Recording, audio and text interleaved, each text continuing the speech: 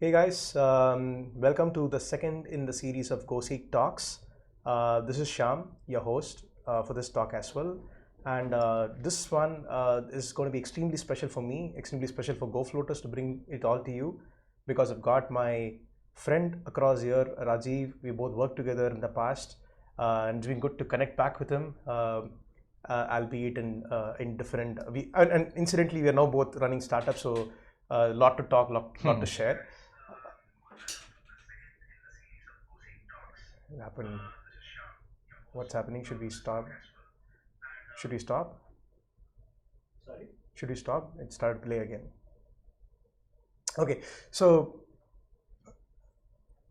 yeah, so here we are. I don't think so. Rajiv needs any introduction. So Rajiv is the co-founder, used to be the CEO, now he's the CPTO of Urban Ladder. By far the most popular startup from India, and certainly in the segment that he operates in. And Rajiv, as a person, if you've been following him on LinkedIn, on Instagram, on Twitter, on the social handles, you'll know how much he's passionate about startups, and he's passionate about helping other startups not make the same mistakes that he probably made earlier. So he kind of always drops that advice, tips, and drops of, how do I say, right? Diamonds of gems of knowledge on the social media to ensure that guys like us who've started much later don't kind of make the same mistakes. So, and this is going to be our talk is going to focus a lot on that. What has Rajiv learned from his journey at Urban Ladder, and he's going to share that probably he's not done that too often. So hopefully look forward to it. And just a bit about GoFloaters. We are an on-demand workspace startup. And we believe in the vision that is that space should never be a constraint for anybody. It should be a service that people should be able to tap into wherever they want. So we're kind of an anti-office, traditional office kind of a startup, right? So here we go. I think we've got Rajiv here. So Rajiv, quick words from you. Thank you for having me. And as you said, it's not as much advice or it's not really pearls of wisdom, but I would say it's a lot more about learnings over the last 7 years. On all aspects of professional life, and obviously if there are some two bits here and there that's of use to the people who are either watching this or later get on to seeing this, I think that'll be fantastic. And whatever I do on LinkedIn or Twitter is also about just sharing some of those learnings. So none of this is gone. You should take it for what it's worth and for what it's applicable to you. Yeah, and then the bit that I would add is like it's his journey, right? None of us can repeat his journey, so contextualize this into your own startups, because none of us can become another Rajiv or another Urban Ladder. So we have our own journeys cut out. Yeah. So just take the pearls of wisdom, contextualize that in our own life, and then that's what I would suggest as a thing, right? But before I get started, Rajiv, and I've structured this a little differently than you've done tons of interviews, so I looked at all of that and say, how do I make it more interesting than those things? So we've structured it a little differently. But before I go there, interestingly, I couldn't find any piece of literature out there that talked about the story behind Urban Ladder as a name. Oh, was it a secret for a reason? It was actually not a secret. I've talked about it in more in forums when I go to companies or during orientation. That's one of the most asked questions usually as to why the name.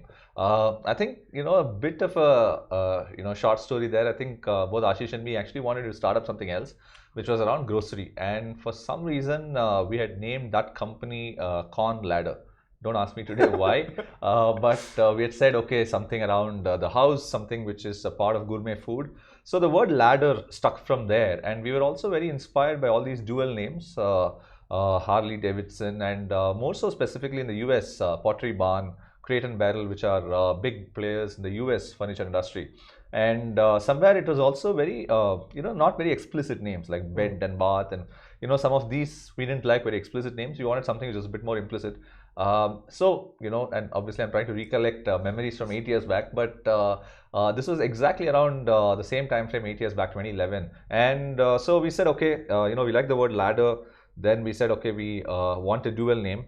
And after I think 2 days of brainstorming, close to December end 2011, we narrowed down on Urban Ladder. And obviously at that time, if you have to take a word, it was not just the name. You also had to make sure that Facebook, Twitter, and .com handles were available and cheap, right? And we didn't have much money to pay. So I think it all worked out really well, and then we sort of tested it with our friends to see if the name had a good zing to it, and also it was something which could sort of pan into anything else later on, right? Because Urban Ladder, we were catering to that audience and a very specific, clear audience, but it could also pan to anything else later on. And we wanted something which is part of the house, and ladder is in a way a part of the house, but it's not really a furniture element. So it sort of worked in multiple ways. Sure. That's the very rudimentary backstory to this. Okay, as I kind of put a philosophical angle to it, and I'm sure I'm thinking too much here, saying that so your dream was to make millions of homes in India beautiful, right? Right. So you're kind of elevating their beauty quotient, and is that the ladder that's part of the elevation? So I think ladder is also seen as something that you take a step-by-step approach. I think it's very close to the Indian hearts in terms of success. Right. You always say, you want to take one step at a time. You want to go upwards in your career or in your life. Right. So I think that also signified a bigger part of general life in itself. Sure. So I think that also worked, and that we were in the business of homes also helped. So right. I think it's sort of, that's what I said. It sort of added into multiple ways. Cool. Okay. So now we know the story behind Urban Ladder. At least I didn't know. So, so now we get into how we're going to structure this, Rajiv. Right? It's going to be in 5 segments, and the first segment is going to be a rapid fire round. Okay. Celebrities get to do it, and you're one. Okay. So we'll do a rapid fire with you. Okay. Just that the coffee mugs are not here, like a coffee with Karan or things like that, but we're going to still do that with you. The second segment is going to be called the snake. So where you're going to take us to those darker times you had in this journey, and what you've learned from it, what your strengths that you built from it, and all that. Then we're going to talk about ladder. You can see the pun there. Okay. That's my creativity. So we're going to do that and see how you recovered from that, and the vision that you and Ashish set for the company, getting your team aligned to it and all that. So we're going to talk about some of the positives, things that worked for you, things that click for you. Then we're going to look up to you and say some tips, please, sir. So that's the fourth segment, and the last segment is going to take up audience questions as they come along, right? And this is a live, so for the people who are online, who've just joined us, please do type in your questions. There's a live chat window available, so you don't get a better chance than this to ask your questions to Rajiv, right? So let's go with the rapid fire. Ready? Sure. Right. So you are unique. Your Urban Ladder as a model is uniquely positioned that you've got multiple stakeholders to deal with at the same time, right? And so in the order of priority, and you get only one answer to give: happy customers, happy suppliers, or happy employees. Happy customers always. Happy customers would be your priority choice, and everything else you think that it'll go with it. Okay. And I'm not going to ask you for elaborations. We're just going to go on, right? So, you I think in multiple places I've seen you and Ashish both talk about culture, right? Talked about, you had chefs as a moniker, acronym before for what you stood for, and your hiring process, everything was aligned to that. It was not just like stickered on the walls, right? You kind of stuck to that. But if, let's say, out of all of that, what would be that one culture that you would die for, that you would never ever get away from this company at whatever scale it could get to? What is that one thing that you would never compromise on? I think it would be honesty, the edge part of it, which has stayed through both the values, which is chefs as well as chase. And personally, because it's something that it's a very personal value, right? Honesty and transparency, and we've always been transparent, good times or bad times. I think we've always been transparent and honest, right? And accept some of those mistakes to say that this is what we need to do, or this is the way forward, and this is where we are.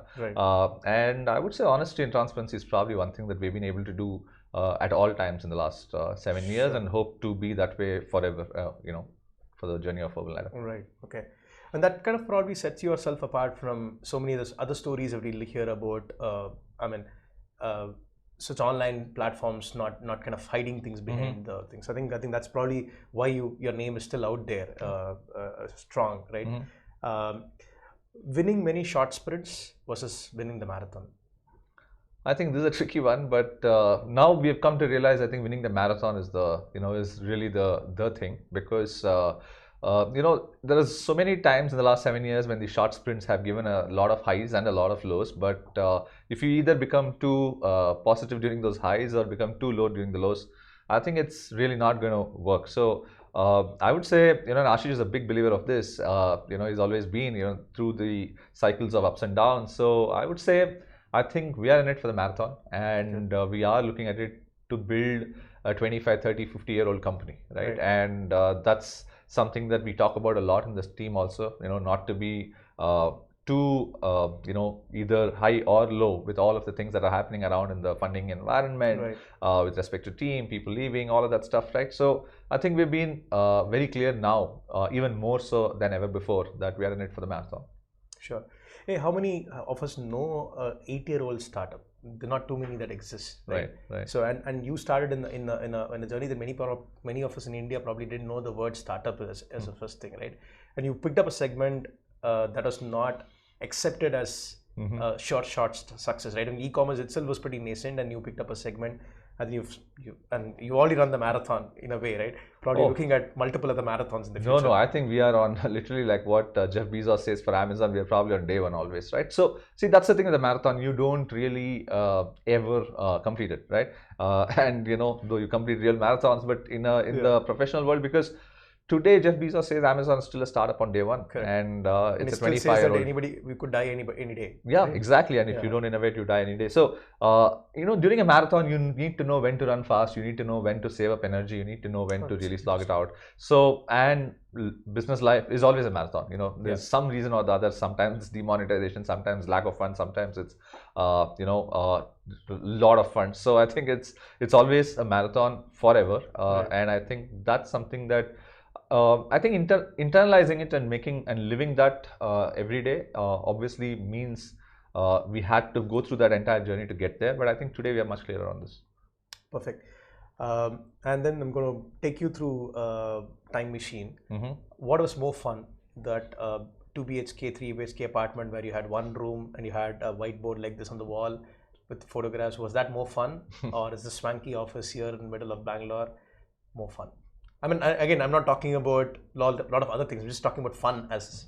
And see, you had fun as an important part of your culture before. So we had, and I think it's always in hindsight. There's a reason why there's nostalgia, right? While you obviously are living your current life, there's always some value to nostalgia. So I would say probably the first office was a lot of fun, and you have some of those memories always. So I would vote for that. But every state of life is fun in its own way, right? Obviously, that's why you're living life. And I would say today fun means something very different for us. And 7 years back, fun was very different. So I would say that probably is the one that's far more etched in memory, only because you're supposed to. There's a reason why it's called nostalgia. So. Sure. And the last one of the rapid fire, what would be that one dream date for you with an inspirational person for you, or another entrepreneur that you'd want to have a dinner date with, or for the matter any person on the planet, whom you draw a lot of inspiration from? What would that person be, and what would you want to ask them as the first question? Okay, that I have not thought through, but a dinner date with an entrepreneur would probably be Naval Ravikant, who is the founder of Angel List and is probably one of the best philosophers in the whole world today.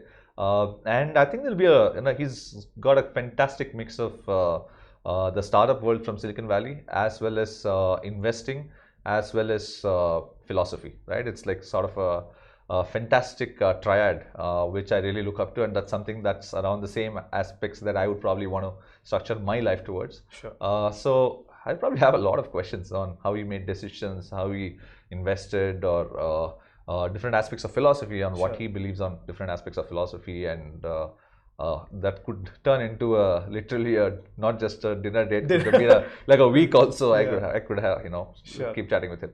So I'm going to give you another chance. Who would be the second person? Second person, okay. Second in that list. Second in that list. I'm just curious. So do you want someone closer home? You're asking? No. It could be anywhere. Anybody. Okay.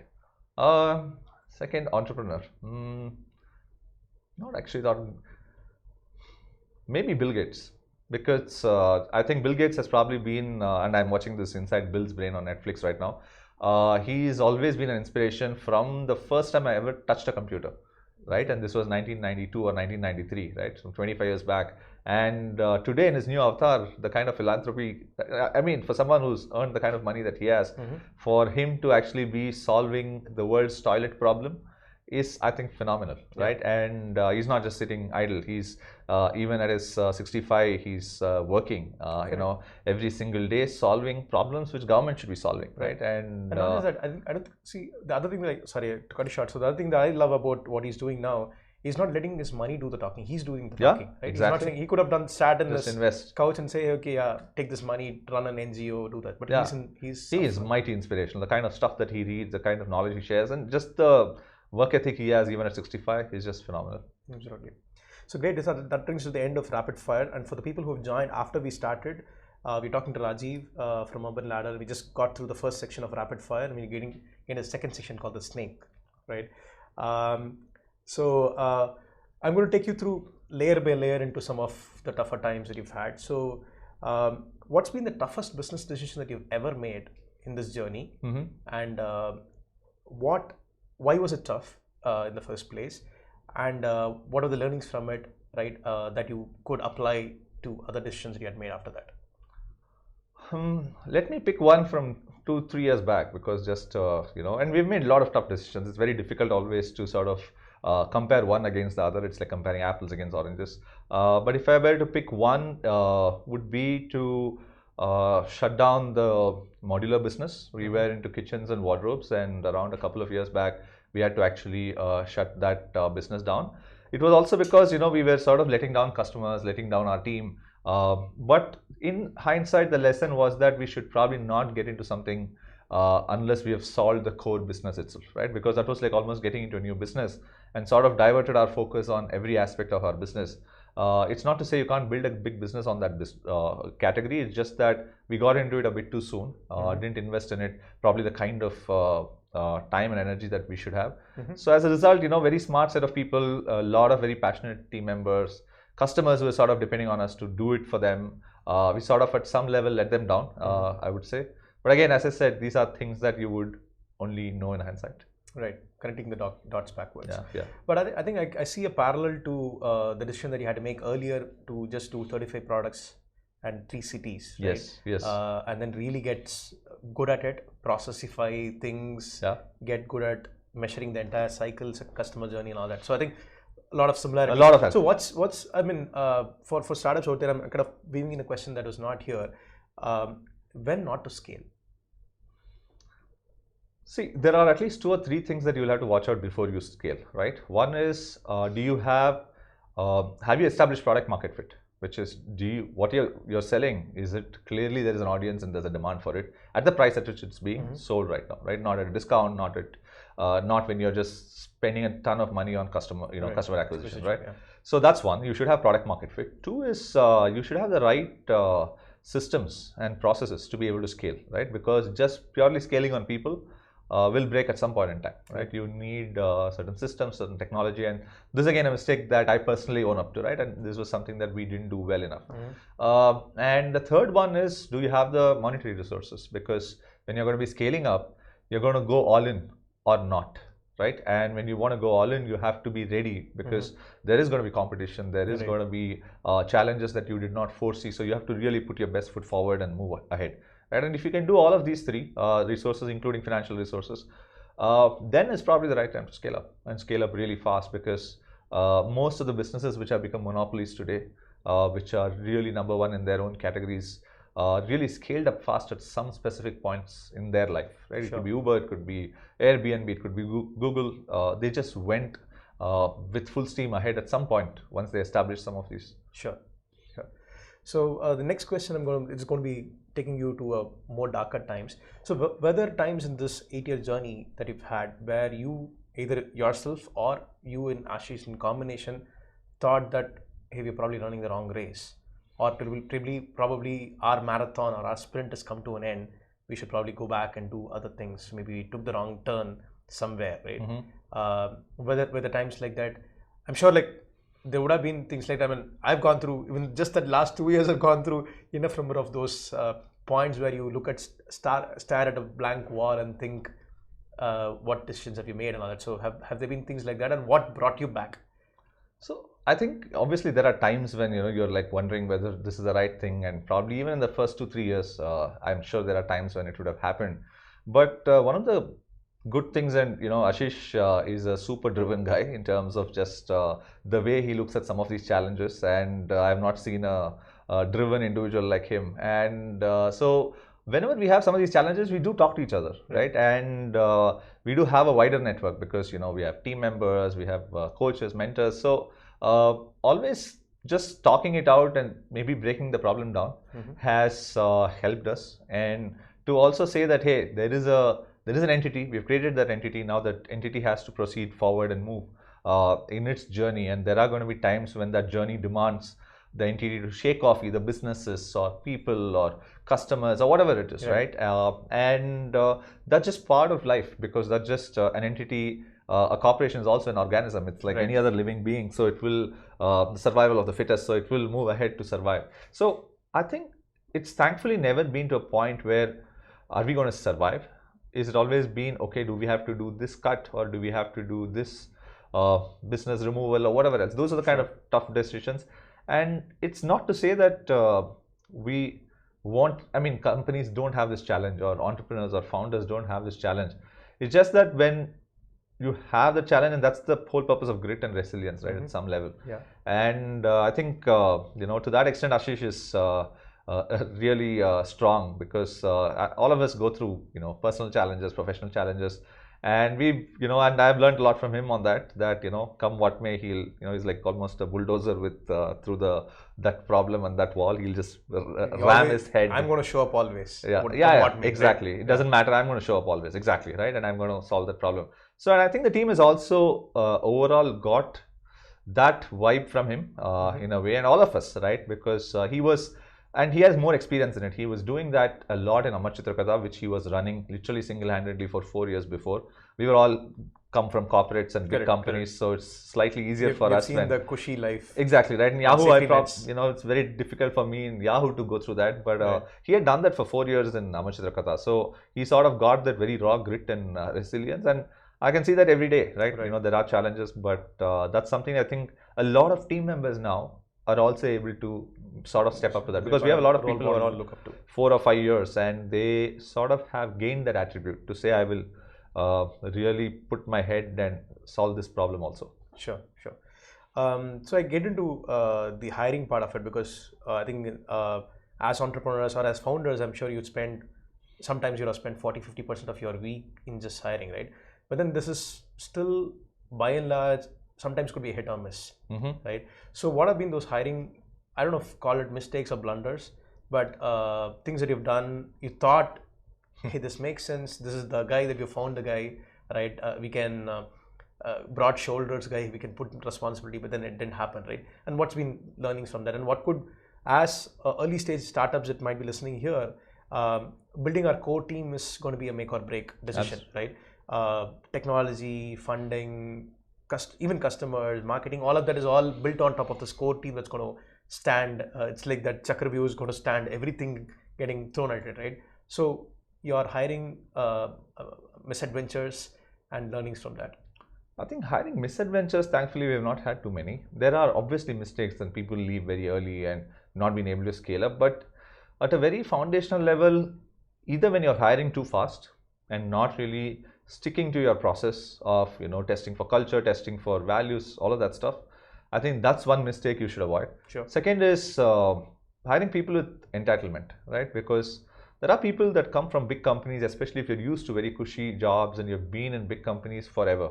For those kind of people to sort of make that jump to a startup where there's just there's a lot of really dirtying your hands work, I think that makes it difficult for them, right? Sure. And so there are these people who might join in a really high and up market where you have a fancy office and all of that stuff, but when the same thing goes down, it becomes very difficult for them to adjust. So I would say, it's, by the way, not to say that people from big companies all fall into this category. It's just that you'll have to be careful on who are the kind of people that you get from some of these companies. Right.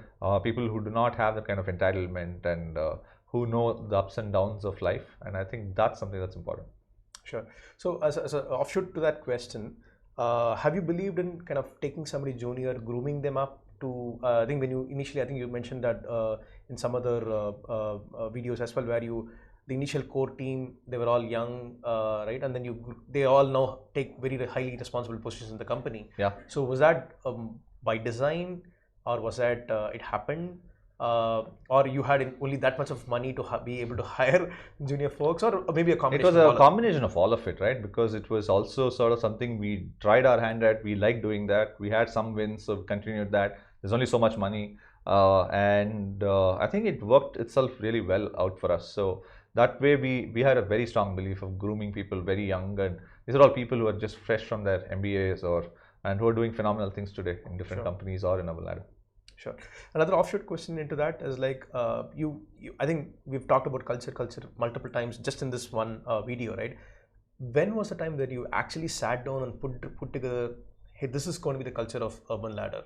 And what would be, sometimes it could be like too early to actually even put it down, right? So while you might say, hey, I need this for the company to stand by something, but when did you guys put it down on Urban Ladder? And what would be generally the thumb rule to say, hey, when you are so many employees strong, or you've diversified in this is the time that you need to do that to make it a glue for the entire company? Funnily, the first thing you probably do when you start the company is to put these values together, and it's actually even before you start your company. We did it, I would say 3 months before we even hired the first person. So we did it even before day one, probably even before company got registered.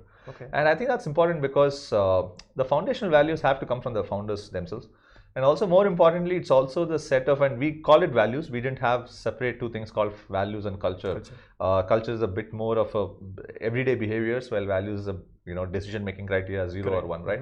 So we called it all values. We didn't have it as two different things. And it's important on day one because otherwise, how are you going to get the right set of people to join you?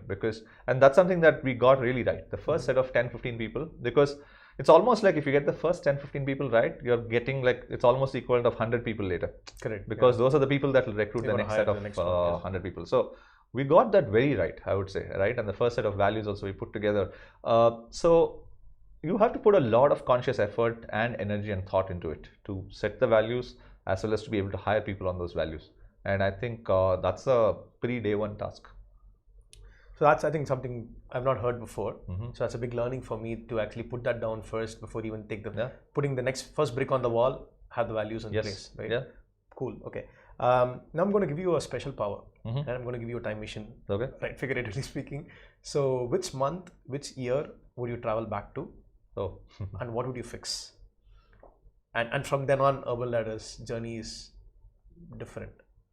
for the better, obviously. I don't think there is one particular such event, I would say, right? Because I think every single pivot, if you would call it, has happened because of a particular reason. And I mean, there are a lot of things we could have done better, obviously, right? But I don't see a specific month or a specific year. Maybe last time during Diwali, and today, this time for the Diwali sale that we have ongoing, I think the team is super well prepared, right, in terms of making sure that everything is geared in terms of volumes, in terms of transportation to the different cities. Last year, exactly a year back, if I were to pick one time, would be where we should have done a far better job of putting in place some of these systems, because we had a bit of a botched project in the warehouse, and that sort of impacted a lot of trucks coming in. So that also impacted severely the delays of trucks going out. Sure. But thankfully, this time I think we have started delivering orders that have just come even 2 days back in the annual sales. So nice. I think that's a massive learning that I think the team has really put a lot of effort to set right this time. Sure. So I'm going to ask you another offshoot question. This probably should be in the ladder section, right? But what you guys do amazes me in the sense that when many of and this is something that we've come from the corporate world, right? People outsource what is non-core, right? What's in, what's out, right? So you've heard this philosophy that companies apply, right? Right. But you've guys gone against that philosophy and said, hey, we have to bring everything in, right? From the sourcing to shipment to delivery to assembly to after sales and everything. Right. Is everything? I mean, obviously, you said you're not stocking everybody else's products. So you created, literally hand created everything that you were selling. But what and was this poked around by investors? They say, hey, why are you guys doing all this? Why are you spending money and time and energy on all these non-core activities, so to say? You guys do technology great, focus on that. Let logistics be done by somebody else. Let installation be done by somebody else. Was it ever questioned? really hard? Yeah. So even when we started, we didn't do some of this stuff ourselves, right? That was not the original plan, but it just depends on what's the kind of company you're building. And if you're saying that customer obsession is your number one value, and if you're saying that net promoter score is your single biggest metric that you need to track, Right. and you also know that the best marketing is actually to get a great net promoter score, because you have a great NPS, then your word of mouth spreads. You don't even need to do marketing. So for us, the first year we got all of these really well sorted out, right? That it was very clear that where we delivered in Bangalore, our NPS was 0.8, and where we did not deliver rest of India, our NPS was 0.2. So there's a humongous difference, and it became very clear that you have to, in this category, really deliver and install, and that's what makes the customer really give you a very strong score. And we always wanted to build that kind of company, right? So we were very inspired by Tony Hsieh and Zappos. So I would say that became clear because we put that in our values, we put that into our success metrics, and that's what should drive whether something is core or not core, right? It's not really a theoretical discussion as much as something that comes out of what you're really building. And for the stuff that we were building, we just had to do it ourselves. We just didn't have a choice. Sure. And you had data to back yourself, the hypothesis that this is the right thing to do, and you had to... Not just data, like our own data, right? Because we worked with the best, quote unquote, logistics providers at that time to do nothing. It just didn't work. You know, it was just a nightmare delivering everywhere else. So that's why we had to do it ourselves. Okay. And the last question in this segment of Snake, I'm going to take you to the present, right? So this year, again, if I'm reading it wrong, please correct me. Which is just looking at the news, we have not been in touch in the last few years. It's been a rough ride this year, right?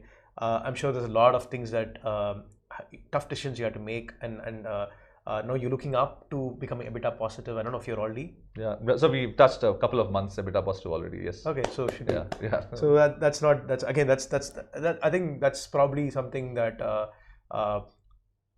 it would have been an aspirational thing for quite a few years now, right? Right. So how has this year been? I think this year should have taught you a lot more lessons, a lot of lessons, right? So anything? So I think it's been a mixed bag, but thankfully the mixed bag, the bad part of the mixed bag went off in the first part of the year, and it's the good part of the mixed bag that is coming off the last 3-4 months.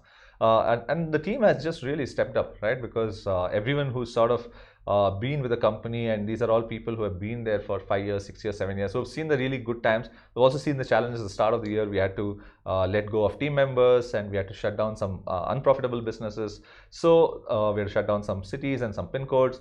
But thankfully now it's all a lot more positive, right? Because we have been able to get 1 or 2 months of EBITDA positive months, and our clear plan is to get EBITDA positive for the entire year, and which will make us one of the really few e-commerce companies or commerce companies which are private funded to be even EBITDA positive, right? And that's a massive milestone, because that, and along with it, if you can be cash positive, it sort of means that you're pretty much self-sustaining, right? And that also moves us a step closer to wanting to do our IPO, which is our big goal, highly audacious goal for 2022. So anytime 2021, 2022. So I would say, that's a great first step if you can close the year being profitable.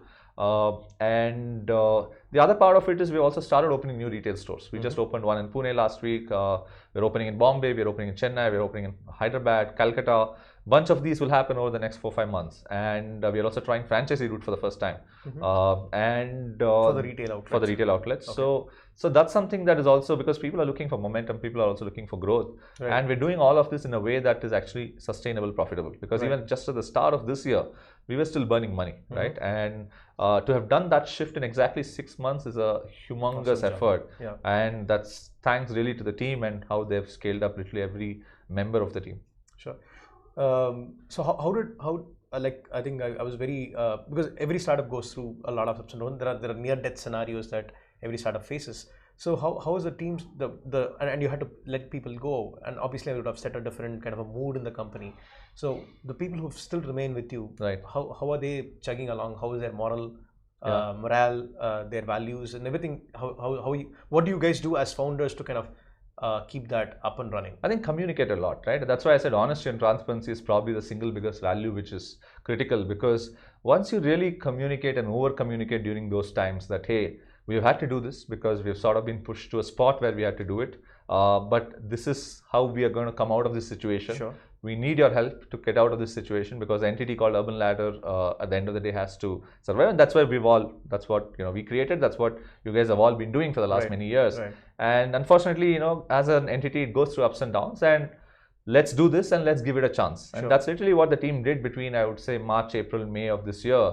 And the results started showing in June, July, right? Because that was the first set of months that we started becoming profitable. So I would say, and we had our 7th anniversary. I think there's a lot of positivity during that 7th anniversary celebrations in July. So I think just communicating, making sure that the team understands what is in it for them, because at the end of the day, smart people are with you to be able to do something great in their career. And as long as that aligns, ups and downs, everyone sees, right? I mean, they may lose some friends, they may, all of that stuff, but they also understand that their career has to grow, the company has to grow.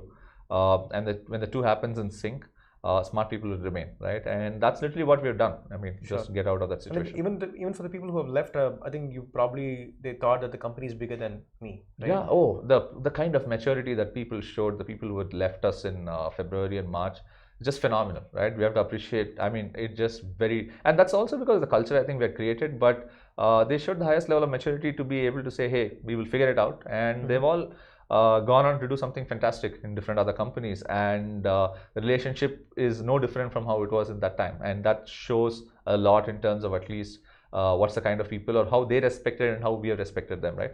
So I think they're all very smart people, and the kind of maturity they showed was just fantastic. Lovely. So with this, we switch over to the third section rather. It's called the ladder. So we're going to talk about when you're taking the curve upwards, and things that you tried, experiments that you tried, and the learnings that you got from it, right?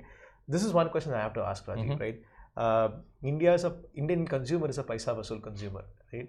I'll pay 1 rupee and I'll compare an Uber, I'll compare an Ola, I'll see where the discounts are, everything, right? But here you said, and we are also a chalta hai kind of a consumer.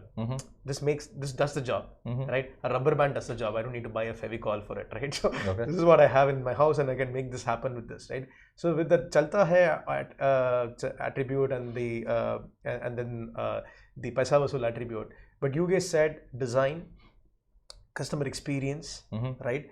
And the fact that you put beauty ahead of function.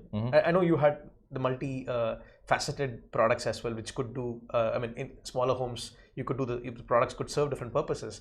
But then how did you convince your consumers that the money that they're paying is for that and not for function or not for paisa vasool?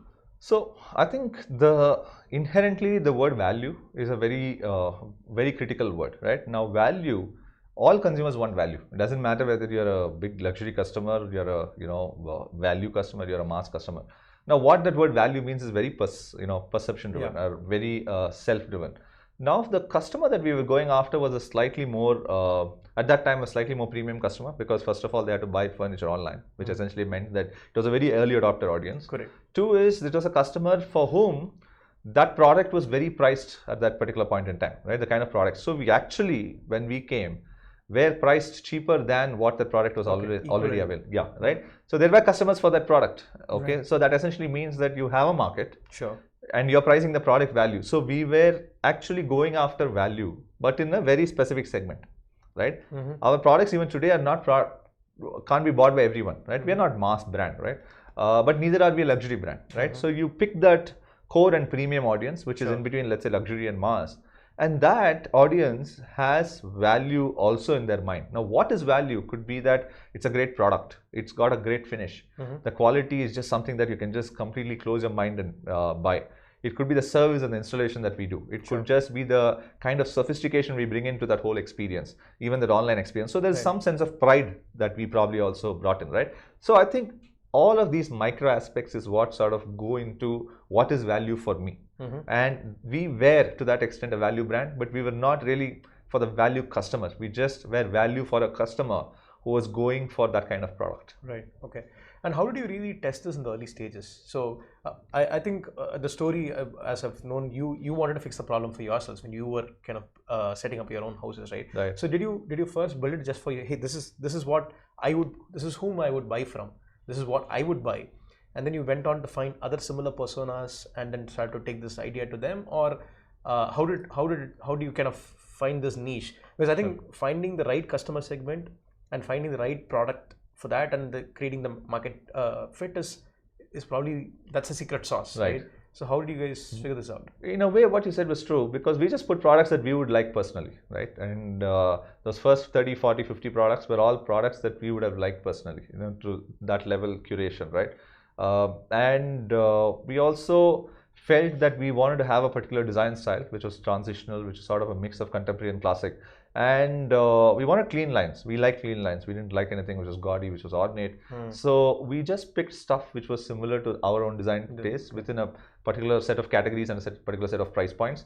And that's literally what worked, I think, for us, because all our first set of customers are also people like us, who were from our own social networks, our own Facebook, and all of that stuff. So I would say we just got lucky there, because our customers are also people like us. Now, if your customer is not people like you, then I don't know how we would have done. But for us, that we got lucky to that extent. But I think the staying power with respect, see, it's quite easy to when it probably doesn't click in the initial months.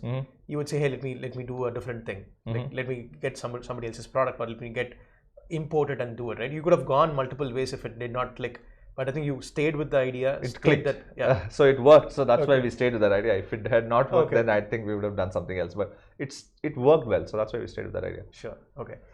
So no, you touched on marketing, and I heard about that time Facebook was way different platform than what it is today, and that's probably you rode the wave, literally speaking, right? But if you had to go back to that time and kind of translate the learnings from that for a startup of 2019, they're starting up now. What would be those frugal? I'm kind of mixing up the ladder and the tips. Some tips, sir, please. But what would those marketing related things for bootstrap startups, frugal ways in which they could take their idea to the market, let enough people know about it, right? Because you could just roam around your own circles who are all boosting your morale and energy, but then the real market is out there and you never get to it. So yeah, no, I wish I had a very clear answer for this. I probably don't. But I would say, see, today the number of social media channels through which you can approach different kinds of audiences. Now, whether it could be TikTok, that could be Instagram, that could be Facebook, or it could even be commerce platforms, right? If you're building a product which is a consumer product, you have Amazon and Flipkart to go sell to, right? Via to the customers who, and they're getting some of those. And if you have a good product which is of value and you're able to establish a brand for it, customers will come, right? So to that extent, I think there are a lot more platforms through which you can, like today, to start a food brand, you just have to be on Swiggy and you do well, and you suddenly there are hundreds of food brands. So the kind of power that platforms have been able to give, whether it's marketing platforms, whether that's commerce platforms, all of that stuff is, I think, phenomenal. And I think any entrepreneur who comes who's doing a B2C product, I think should try and use any of these platforms. Obviously, if you're heavy on marketing, then you're going to need a lot of money. But if you can try, and for the small audience, if you can try and spread that word of mouth, I think there's nothing like that. And today you have a lot of these platforms where you don't have to spend as much money. Of course, if you're doing something enterprise world, I wouldn't know enough. Honestly, I've never done it, and I was doing Cognizant, but I'm sure there are SaaS platforms, and there are there are forums that can take you to multiple companies.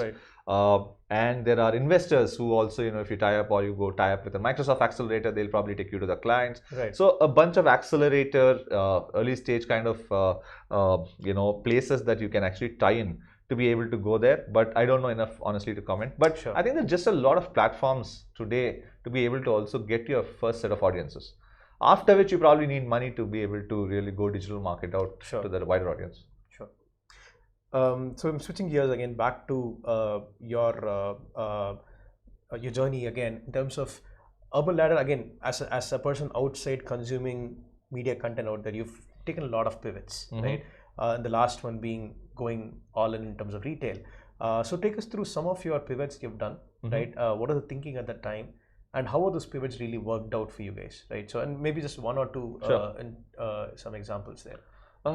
So mobile, I think shifting to mobile was a big, I think we launched our mobile site around 2015 start, and and the app also around that time. And I think mobile has become at least a 35-40% contributor in business in a category like ours, which is not surprising. Is a big a very big product, right? So that was a pivot, and that's because the consumer behavior shifted mobile, right? A lot of browsing and purchasing, but consumers just stopped using desktop after a particular point in time. That was one. The second, retail, like you said, was a big pivot, right? Because I wouldn't say pivot as much as an extension of what the consumer thinking was, right? Because I think consumers were always telling us, right, that hey, for the big products, for the kind of, especially when we went to a slightly wider audience, they were very clear that they wanted some kind of a touch and feel, especially for the bigger categories. And we already had done sofa trials, right? And sofa trials are working really well for us, but it was a very humongous activity to manage sofa trials. Right. So we did have some kind of an offline even in 2013, 2014. It is just that we sort of learned from that and sort of launched that as a sofa lounge first. And then we got onto a much bigger store, not just sofa lounge. So I think it sort of was from a lot of learnings and just listening to the customer. And it was an idea that got incrementally built over time. It actually came out of an internal we had this competition for it was called UL Next, where 5 teams would be there, and they would actually try 5 different experiments, and then they would take it to scale. And one of those actually was retail. So I would say that's how that happened. But obviously, customers were very clear that they wanted something. And as we went into other cities, that also became clearer. So, and we always saw it as more an extension to what the consumer wanted, rather than really as much a pivot. Because at the end of the day, all of these are channels. And you have to do what is right for the customer, and you have to play in the market that the customer is, and you can't have your own philosophical things like when the customer is asking. You can't be dogmatic about. You can't be dogmatic, yeah, absolutely, and that's something that gets you nowhere. So I think that's something that's what we did at that time. Sure. So I want to pick up something that you said about the contest that you guys did, right? And then and I've heard I think when we I don't remember when we were chatting about, you were talking about technology as a big driver. I think at the IIT Madras alumni thing, you were trying VR and trying other things, right? So I think another, if I might not be wrong in saying that one of the other survival mantras for UL has been constantly disrupting yourself, constantly reinventing yourself, looking at not settling down and say this is working, let's put more into it and make it. It's not putting more into the same car and making it go faster, but looking at next engine, the next engine of growth and all that, right? So how do you kind of make that happen? It's not, and I'm sure beyond a level, it can't just be you and Ashish driving this, right? Yeah. So how do you make this happen company-wide, scale-wise, from the entry-level associate who's just joined you as an intern to all the way to somebody who's heading some of the verticals of your business? At some level, it has to be part of the culture, right? And if you want anything to be done by every single person, it has to be part of your values and culture. And for us, I think more than reinventing, I think it's also been, and there have been phases when we've been able to do a lot of new things. There have been phases when we've had to sort of tighten more, focus more, and do much lesser things, and that was the right thing for the company, right? So I think it's also a function of, at some level, your overall strategy, your overall focus areas, going towards what your key goals are. Because if you're saying you need to hit a particular revenue goal, you have to figure out ways to get there, right? And anything and everything, including your innovation initiatives, have to align to your key metrics that you're going after.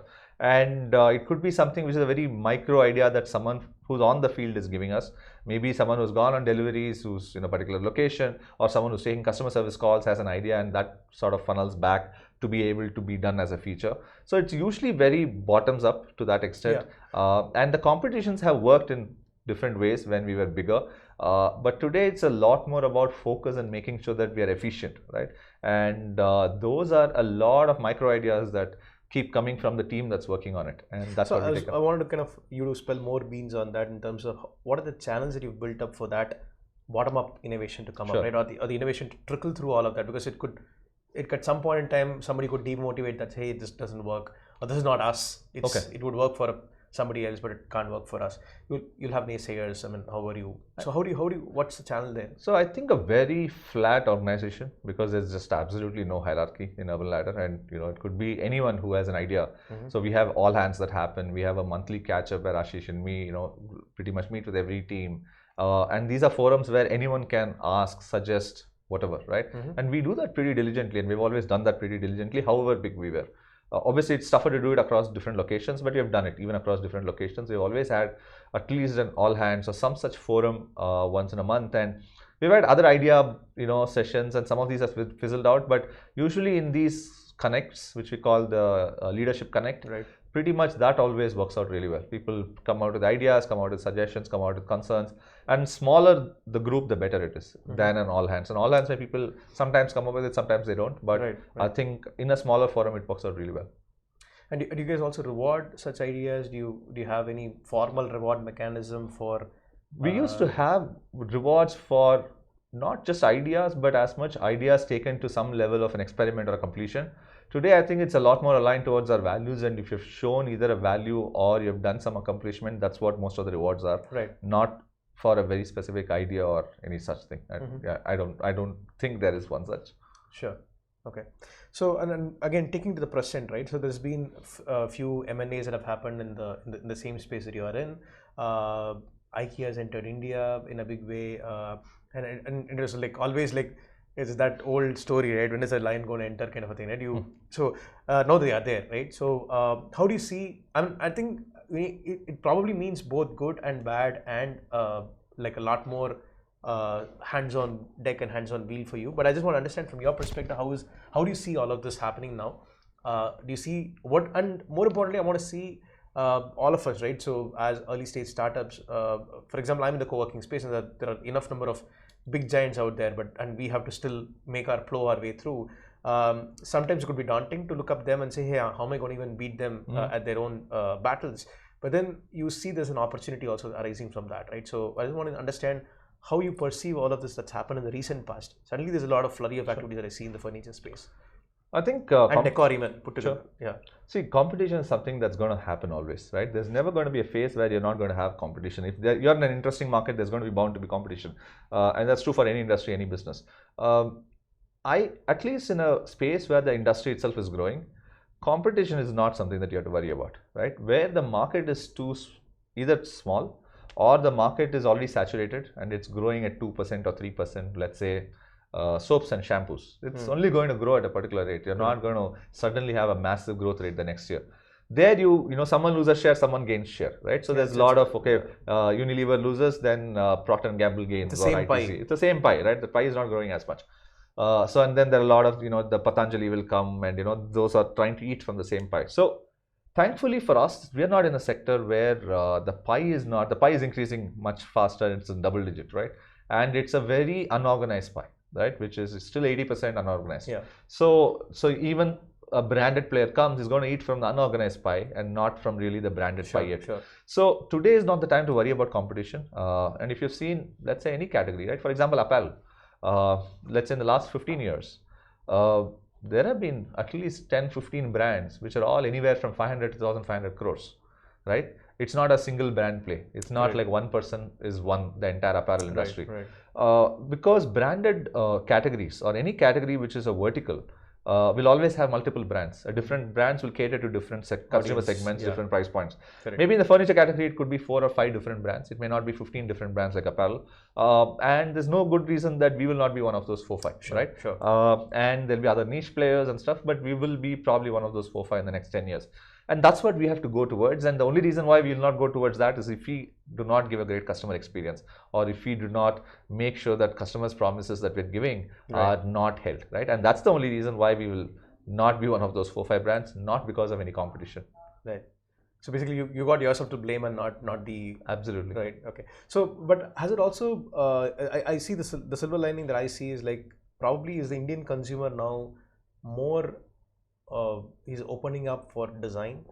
He's like seeing design over function. Like all of these people are now IKEA, for example. I mean, their simplicity and design is what they're known for, obviously, and anybody can put it together, right? Kind of a furniture, right? So do you see that actually, rather than you kind of telling out to the world saying, hey, this is, value the design, not like whether this is cheaper than the other one. Do you see all that is also adding up to another person shouting the same thing, and it kind of helps it's like the tide rises for all ships to rise. And that's exactly what's going to happen. See, when brands come in, brands shoot for some kind of design excellence. It could be some different design schools of philosophies, but brands always bring in some level of design. And that's what exactly happened in the apparel industry. I'm sure you probably, remember how people were dressing, let's say 10, 15 years back. And today people are dressing a lot more, lot more aware. lot more aware of design, right? And it will happen in the home industry also. And that's that's because multiple brands come into that industry. So it's just going to, that's a function of any industry which is becoming mature. And I think that's happening in the home industry also. And that's just part of any industry, I would say. Lovely. Okay. So that's it, right? So the I think the big learning here is like, you just look at what you are doing and why you are in the race, and not look at who else is running the race. Right. You just run the race the hardest. And I think that's, at the end of the day, once you're clear of what's your vision, what's the values you're going to be living by, you're going to put a lot of energy building a great product, take it to the customer, market it out well, and put in place processes when you're scaling up. So I think that's sort of really what you have to focus on. And at the end of the day, I think entrepreneurs have a lot of ideas. Just have to make sure that doesn't distract you from the focus that you need at different points in time. And doing all of this in a way which is sustainable, I think that's going to be critical. Sure. Now we actually go into the next segment, Rajiv. But before that, I want to take a pause and tell the audience that start throwing your questions on live chat. Soundarya, if you can handle that, send us those questions. As we get into the next segment, we can take on these questions. So now we get into the next segment where we're going to see you like a Bible, right? And we're going to pick each leaf from there and take some tips of trade, nuggets of knowledge, pearls of wisdom, whatever you want to call it, right? So the first question is my favorite question, right? And because I also take this as a philosophy, is that Simon Sinek's why as a question that comes up before everything. According to you, why is the most important question? I think most likely your what and how will keep changing. Right? There needs to be something which is constant. And if you're too stuck on the way you're doing something, someone is going to maybe do it better, and you're going to become irrelevant. So you'll have to change that way. If you're going to be too stuck on your strategy, someone is just going to come with a better strategy, or your strategy may just lose some time. So you'll have to change it.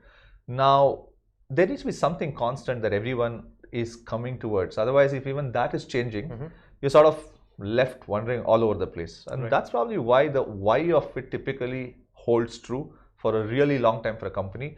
It also makes you very clear when you're communicating with the team as to why they should come back every day of their life to be with you than to be with someone else. And the smartest people, or the people who are the most aligned or the most engaged, are people usually who have a very strong alignment with that why. And that usually translates to the why of their own careers. It's not just your why, it also needs to make sense to their why. Correct. And I think that connect is best established that way. Sure. And if you had to kind of look at, you're quite active in the startup ecosystem in overall India, but sure, very sure in Bangalore, you've got a close knit of people that you talk to. Without getting into the names of the companies and all that, where have you seen this why, or not having this why clearly etched out, has kind of failed them? Any things that you've observed within the startup ecosystem, without getting into the specifics of what those startups were doing and all that, are there instances where, hey, this didn't work out? I mean, the root cause analysis leads to why was not there. Tough to pick any specific names or examples, I would say, right? But I know. Or maybe if I reword this question differently for the people who are watching this, how would you help them find that why? Okay, so in terms of finding that why, I think there is one layer which is to understand the individual's why, right? Which is you'll have to have one conversation, and it's very difficult to do it just in 1 hour or so. You'll have to understand why the founder is doing what they're doing, right? There is usually a deeper connect as to why they started that off. So you first understand that. Then you also go deeper into the market in terms of what is it that now, if you solve in the market, or now as in the next 10 years, will create a lot of value in that market for that customer. Right. It is usually a mirror of, it's sort of a combination of why the founder is doing something plus why you are in a particular segment bar customer segment bar market. And that alignment is the very strong why. Sure. Right? Because it's neither this, it's neither just that. And more than companies which have not had a great why, I think there are a lot of companies which have a great why, which have been role models in, it could be Uber, right, in the way their why is defined, to make transportation easy like running water, or it could be Disney, which is happiness for everyone. It could be Airbnb, belong anywhere. So there's a bunch of whys which are very powerful. And those statements, when worded really well, the very specifically the statement itself, right, to make millions of homes beautiful is a specific statement. If worded well, if thought through well, I think that statement can make a massive impact to the person who's coming to you every day, which could be the customer or the employee. Right. And what I liked about your why is like it also has a measurable metric to it, right? It's not a flamboyant statement, Yes, but it kind of ties in your target, right? Ties in, I mean, and a lot of things follow into it. The revenue follows up, the markets that you enter follow up, products that you want to create follow up. Everything kind of aligns to that more or less. So it's just not a fancy tagline somewhere, right? Yep. Sure. So I think we already touched upon marketing tips and all that. Now I'm getting into, let's say we figured out, and I think your advice was sell it to your friends, sell it to people who trust you first, try this out. I mean, proof of the pudding, give it to them and all that, invite them for a party, right, serve them your food and all that, right? But then beyond that, right, how do you get to the first 1,000 customers as an early stage startup, right? So you've tried people out, and these are people who the fallacy land that you might be living in is like everybody tells you, hey, you've cooked great food, right? But then they all know there's some bit of salt extra somewhere, or the layers did not come out nicely or whatever. So how do you get to the real world as quickly as possible, and how do you get your first 100 customers? I mean, depending on the sector, it could be first 100 or first 1,000. So what would be your tips? See, this is a tricky one to answer if you don't have funds. If you have funds, I would say digital marketing is probably the best way, because there's no better way to reach out to a wider segment sitting on a computer, right? There is there is always ways to segment audiences. There's always ways to get intent. Obviously, there are some categories which are probably not heavy on intent yet online, but pretty much most categories have search or browsing somewhere embedded in, right? It could be on social, it could be on search. So I would say digital marketing is literally the only way someone should get the first 1,000 customers. Fortunately, unfortunately, you may or may not have the money to be able to get it, but my answer is more pertinent to the person who has the money. If you don't, then you will have to do this slow and steady way, which is the friends and family route or the references route. I mean, there is no secret sauce to this. Right. And now I'm getting to the next question, where I think I'll probably switch this order of this question. You've had multiple instances where you have had to herd your sheep to say to one common direction, right? So how do you make your team sing the same song? I think on the same page. So that's one of the challenges, especially if you have an organization that's spread across multiple locations. It's a lot of reiteration of messages, communicating very clearly, communicating repeatedly in multiple forums. Also rewarding the right behaviors. I think that's important. Whether that could be by aligning your rewards and recognition, your performance management system, it could be any of this. And making sure that you reiterate examples that are working, right? Send that across to the team. Make sure those examples get surfaced up to reiterate that this actually is valued in the company. And living it day in and day out, whether it's leadership decisions or whatever. So I think it's sort of a mix of all of this. I think that's what we've been able to do pretty well. By reiterating some of these rewards, the messaging. And the last question I will have here, and then we'll quickly see if there are any audience questions. What would be your 1 or 2 tips for people who are in the process of going to investors for seed capital? What should they do right before they go? I mean, it'll be great if you have any kind of data that, it could be data on what your, because today investors are expecting you to have some kind of an MVP running on something with some data. Go in a category which has a massive market. Make sure your story is tied to that extent. Bring in something of value which only you can bring in at that particular point in time, and you as an entrepreneur. They're looking for that also, because they're investing, especially first 2-3 stages are all about the entrepreneur. Lesser the space, of course, but more about the entrepreneur. And if you can have a very clear view on where this industry is going and why you need that money and why you will win, and some demonstrable record in terms of your past company or your reputation that you have established in your workplace, I think raising money today is not that difficult if you can do these well, right? You just have to believe very strongly in the story and show some demonstrated examples that you're able to implement that. So we have a bunch of questions. I don't think so we'll be able to answer all of them, but I'm going to quickly take them, and we'll probably switch to the rapid fire format. Right, to kind of get some most of these. So I'll try and quickly answer. No, I'm at fault too. So Rajiv, so we get chatty sometimes, right? So question: do you think current market is conducive for startups? Absolutely. The market will always be conducive for startups, and even more so today. During the first initial year, what were the things that you and Ashish lacked? I mean, when you started out building, you figured out, you talked about self-awareness quite a few times nowadays, right? So what did you discover? Hey, we're not good at this, and we need to get better at this. What were some of those qualities? I think for me, I would say a lot of self-awareness is probably one. Even doing stuff like operations, product, a bunch of things which are anything which is non-technology was all new to me. We would both dirty our hands, so that was a good thing. I think we're able to hire very well. I think these are the things that we learned on the fly. But there are even today there are so many things we are not good at. So I don't want to give my entire list of all the flaws in ourselves. So some of your investors might be losing. Yeah. Hey, you had all of this. You never told me. No, I mean, see, as a professional, you gain somewhere, you lose somewhere. So I think it's a part of your growing up. Okay. So this is one interesting question. Can you please share one learning of yours that brought you more realistic success in your business venture? And that, I mean, so let me read this again.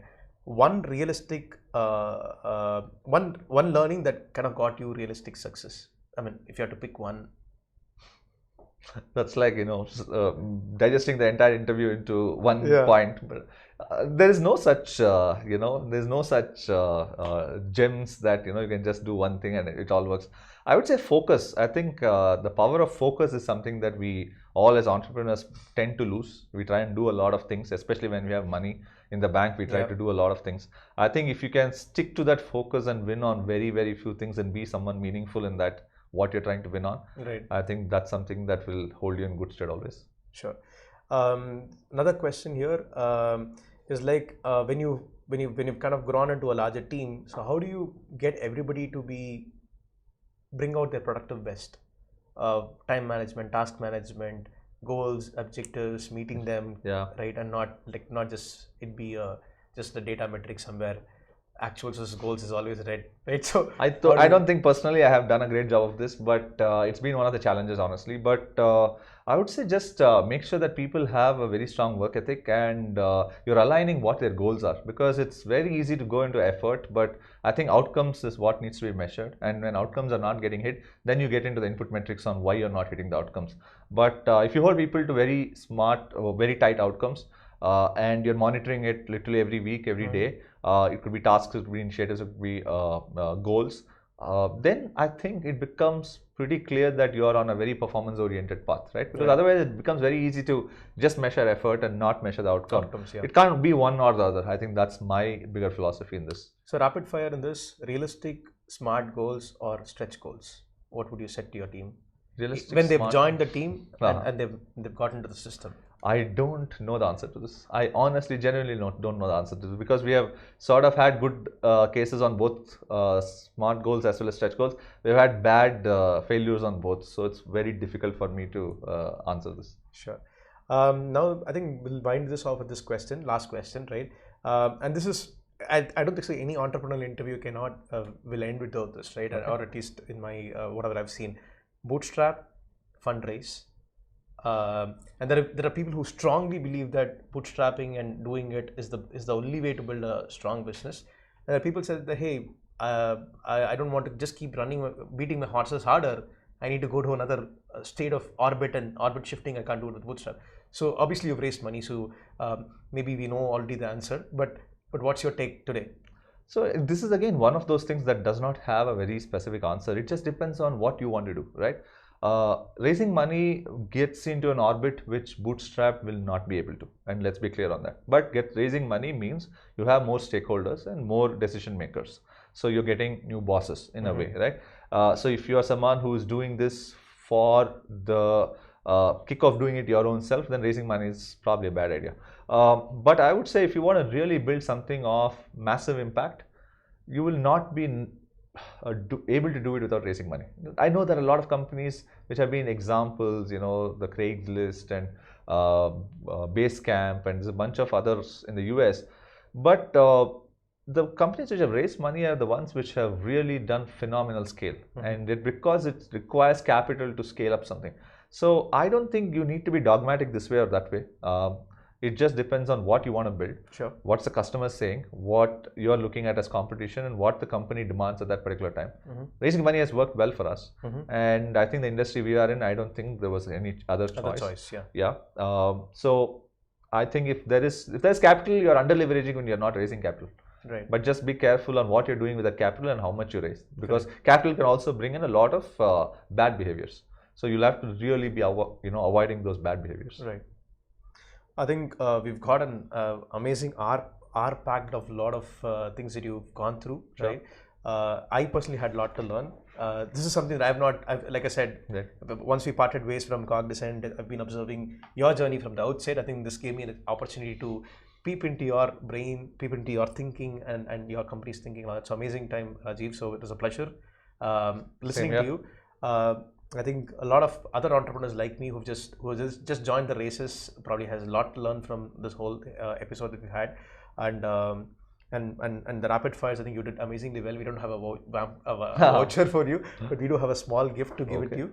So thanks a lot. Pleasure having you, and thanks for adjusting into your tight schedule today.